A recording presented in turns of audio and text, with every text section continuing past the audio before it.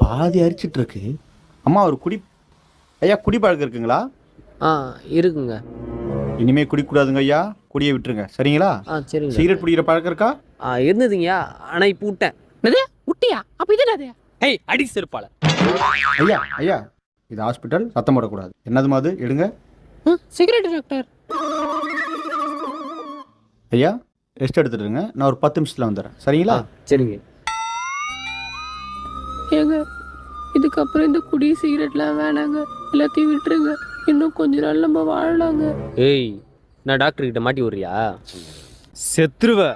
அதான் நானும் சொல்றேன், செத்துருவேன். அடி செருப்பால படி, எல்லாம் எனக்கு தெரியும்.